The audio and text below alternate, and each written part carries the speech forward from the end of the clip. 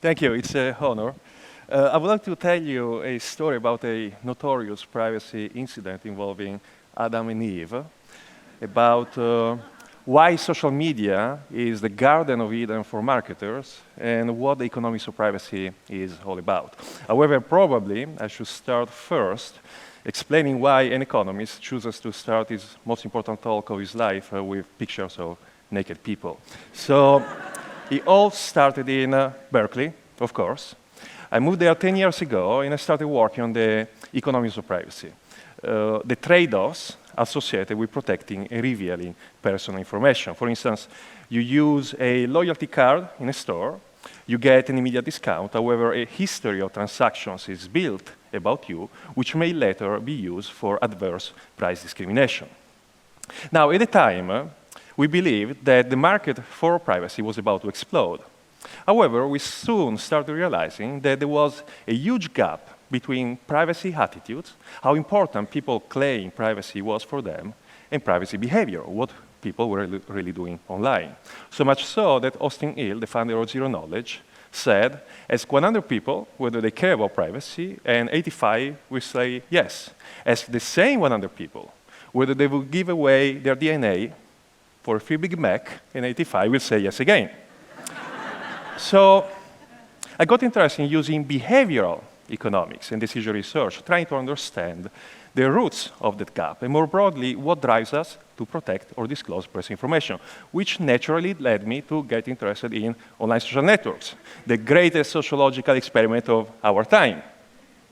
So interesting things happen when you combine in your research economics, behavior economics, and data mining, trying to understand what makes people disclose and what are the consequences for people and society as a whole of these disclosures. Now, big data is raising lots of optimism and hope, justifiably so.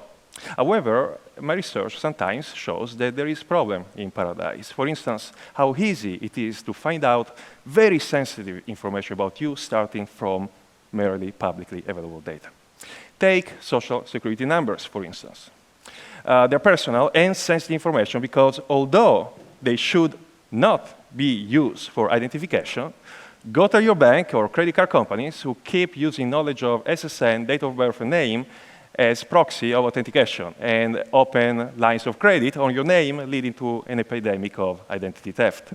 Now, industry, as well as policymakers, tell you that you should be responsible to keep your social security number protected. Shred the documents, including SSN. Don't give it out online. But what if your SSN remains available no matter what you do to protect it? For instance, a couple of years ago, we started analyzing data from the Deaf Master File. It's a database that the Social Security Administration used to make public with the social security number of people who have passed away. Paradoxically, it was public to prevent identity theft. However, by analyzing statistically this database, we find out that A, the assignment scheme of social security numbers was much less random than even the SSA believed. And two, because of that, we could, in fact, predict people's SSN simply starting from publicly available data about them, date of birth and state of birth. And where do you find this information for a massive amount of people? For instance, from Facebook. That's an example. So we started getting demographic data from Facebook profiles. We interpolated it with data from the Deaf Master File, the social security numbers of people who are dead, and we ended up predicting the social security numbers of people who are alive. Now, the accuracy of the predictions changes by state and date of birth. However, in some cases, it can be quite worrisome. Here I have an example for Delaware, born issued, SSN issued in 1996. We could predict 1 out of 20 SSN with fewer than 10 attempts, the entire 9 digits. By the way, a couple of years after the publication of the results, the SSA did change the assignment scheme. Now it's fully random, and also the Deaf Master File is no longer publicly available. Now, we started thinking about what other publicly available information can be used for interesting inferences. And let me give you some stats. Back in 2000, there were about 100 billion photos taken worldwide. Only a minuscule proportion of them would be uploaded to the internet.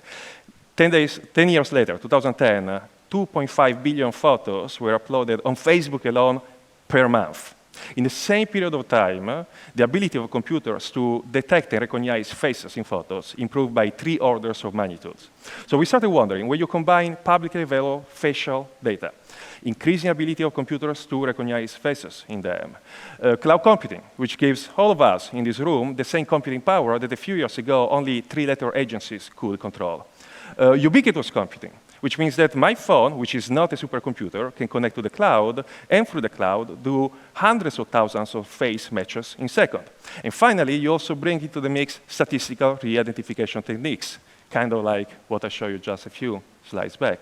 And you mix all this together, and we conjecture that the resulting technology would change radically our notions and perceptions of privacy and anonymity in public. So in the first experiment, we went to a popular American dating site, and we downloaded images from the dating site. Now, on dating sites, people like privacy. They don't use their real name, but they have to use photo, otherwise they get no date. To protect the innocence, I'm not using a real photo here from a dating site, although this could be a dating site photo because I still have hair there. And then we took photos from Facebook where people use real names, and we compared the two sets using face recognition. So if we find a match, it means that now we can give a name to the anonymous person. And in fact, we were able to do so for 1 out of 10 members of the dating site. Then we did a similar experiment offline. So we asked students on Carnegie Mellon campus to stop for a survey, and we took a shot of their face with a webcam. As they were filling out the survey, we uploaded the shot to a cloud computing cluster, and we compare it to hundreds of thousands of images, which we had downloaded from Facebook. By the time the subject reached the last page of the survey, it was presented with the 10 best matching photo which the recognizer had found in real time, and was asked to fill out whether he found himself in the photo or not. For instance, here, can you see the subject? Well, the computer did, right there. And in fact, the computer did for 1 out of 3 subjects of the experiment. And here is where things get interesting, because what I just showed you is that I can start from a face, online or offline, and I can use face recognition to find demographic data for the person. But before, I show you that I can use demographic data, combine it with Deaf Master File data, and predict social security numbers. Do you see where I'm going with this? If you combine the two studies, you start from a face, use face recognition to find demographic data, and you end up predicting social security numbers from faces. And this is exactly what we did in the third experiment. Now, the prediction accuracy keeps getting lower and lower because each step of the process increases noise. But really, the big picture here is a process of data accretion. So you start from an anonymous face. Then you can use LinkedIn, Google, Facebook, organizational rosters to find a presumptive name for this anonymous face. Now you can find online, publicly, innocent, innocuous information available about the person, but from that you can infer much more sensitive information, which you link back to the face. In fact, we can do so even in real time as a proof of concept. We developed an iPhone app which uses iPhone internal camera. You take a shot of a person, and then the application does exactly what I described. And if it finds information and predicts sensitive information, it brings it back to the phone, and it is overlaid on the face of the person in almost real time. It's a creepy application of augmented reality. By the way, if you're thinking you want this app to find out the name of the cute girl or boy in the bar tonight, no way. We are not making this available. We only develop it as a proof of concept to see whether you can use publicly available data and technology to already do this.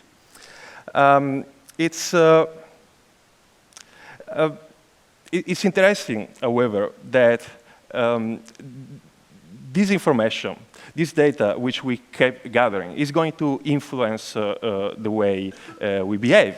And whether you find it creepy or not, it may depend on your personal preferences for privacy. But let me give you some more objective and less subjective example of how information about you can be used to influence you in manners that you do not even detect.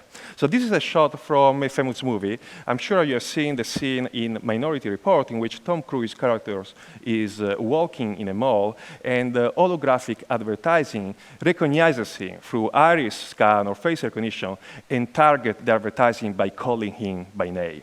Now, as cool as that technology appeared when the movie came out, I'm going to argue that you already vastly underestimate the amount of information the company can have about you and how they can use it to influence you in manners that you will not detect. So this is an ongoing experiment. So we don't have results yet. We will have them soon, I hope, but it's an example of my more behavioral-oriented stream of research. So imagine that you like a company on Facebook. Now this company may have access to your list of friends, and maybe they can infer through some algorithm who are your two hottest friends, or perhaps the two friends you like the most. And they can pick the images, and they can create in real time what is known as a composite face, kind of a 50-50% combination of the two faces. Now, studies have shown that people are no longer able to recognize themselves or others, even their friends, in those photos. However, at the subconscious level, they still react positively to them because they are friends or because they are attractive. So next time you have a spokesperson trying to sell you a product, the spokesperson will not be just a generic, random, famous people. Will actually have the composite face of some of your friends. Or perhaps it could be your kids. And you're not asked to buy something, you're asked to vote on a certain issue. So you see where I'm going with this. The idea is that we are revealing so much more information about ourselves every single day. And the ability of organizations to collect and use this information to influence our behavior is also increasing rapidly in a way that we almost can not detect any longer. Which brings me back to the promise I made of discussing Garden of Eden and naked people. So, in the story of the Garden of Eden, Adam and Eve, when they exit the garden, they finally realize that they are naked. They feel ashamed. In that moment, they have discovered self-awareness, and in doing so, they have discovered privacy. However, there is also a second privacy-related interpretation of the story of the Garden of Eden. This second interpretation is kind of, you can find echoes of that in John Milton's Paradise Lost. The idea is that in the Garden of Eden, Adam and Eve are happy, they are content, they are comfortable. All their needs and desires are being taken care of. However, they also lack knowledge and self-awareness. They are effectively ignorant. Only in the moment they eat the fruit from the tree of knowledge, they become self-aware. They acquire the knowledge. And they become autonomous. Although the price for that autonomy is indeed to leave the comfort of Garden of Eden. Now, marketers today tell us that big data is a Garden of Eden not just for their profits, but also for us, because we get free internet content. We can play Angry Birds. We get targeted advertising, which is closer to what you really need. In fact, you can imagine how in a few years, Facebook, Google, Apple will know you so well that will anticipate your needs and desires before you even form them. And maybe they will even purchase goods on your behalf before even you need them. They already have your credit card anyhow. So there was a British author who, much more so than George Orwell, anticipated the future in which technologies created to free us can be used to control us. A future in which we are not coerced because we happily embrace our own servitude. A future in which we are not controlled through fear and the Big Brother because there is no profit to be made from the Big Brother, but we are controlled through pleasure and comfort. So that man was, of course, Aldous Huxley, and the book was Brave New World. In Brave New World, Aldous Huxley imagines a future where society has decided to trade off freedom and self-awareness for comfort. However, in the book, he also points out a way out of this society, similar to the way that Adam and Eve have to choose abandoning the Garden of Eden. That way is summarized in some beautiful lines when the character of the savage admits that he doesn't want comfort. He wants freedom, even if the price of that freedom is the risk of being unhappy. So I do believe that the struggle about ownership of big data and personal information will be the struggle to make sure that all this information is used to free us and give us self-awareness rather than invisibly coerce us. And this struggle, I believe, will be the defining fight of our times. And accepting the fight is what I believe being fearless is all about. Thank you.